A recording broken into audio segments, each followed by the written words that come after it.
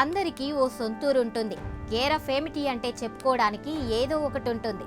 కానీ ఇక్కడో వ్యక్తి పాస్పోర్ట్ కోసం వెళ్తే నువ్వు ఇక్కడి వాడివి కాదంటున్నారు. ఇక్కడే పుట్టి పెరిగిన నేను ఎక్కడి వాడినని అతను అడుగుతున్నాడు. నేనెవరో, నా దేశం ఏమిటో చెప్పమంటున్నాడు. పాస్పోర్ట్ ఇస్తే ఈ దేశం వాడినవుతానని కోరుకుంటున్నాడు. ఎవరి దేశం లేని వ్యక్తి? మద్రాస్ హైకోర్టుకి ఓ చిత్రమైన కేసు వచ్చింది. భారత్లోనే పుట్టి పెరిగిన వ్యక్తి పాస్పోర్ట్ అప్లై చేసుకుంటే అధికారులు ఇవ్వడం కుదరదన్నారు. అతను ఏ దేశంలో పుట్టాడో తెలియదంటూ స్టాంప్ వేశారు. దీంతో కేసు ఫైల్ అయింది. జైలుకి వెళ్లే పరిస్థితి వచ్చింది. చివరికి అతను మద్రాస్ హైకోర్టుకు న్యాయం చేయమంటూ వెళ్లాడు. 34 ఏళ్ల బైసన్ తల్లిదండ్రులు రవీంద్రన్, జయ శ్రీలంకలోని ట్రింకోమలై నుండి 1991లో ఇండియా వచ్చేశారు. రామనాథపురం శరణార్థుల క్యాంపులో ఉండేవాళ్ళు. ఆ తర్వాత మరో క్యాంపుకు వెళ్లిన తర్వాత బైసన్ పుట్టాడు. 1992లో శరణార్థుల క్యాంప్ని తొలగించారు.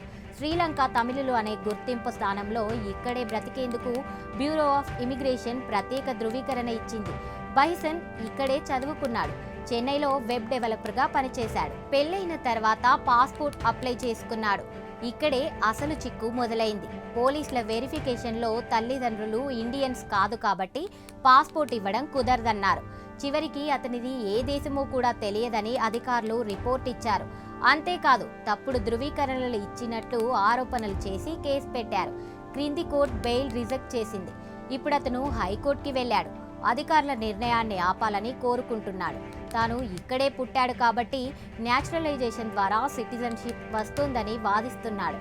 ఇప్పుడు మద్రాస్ హైకోర్టు ఏం చెప్తుందో చూడాలి.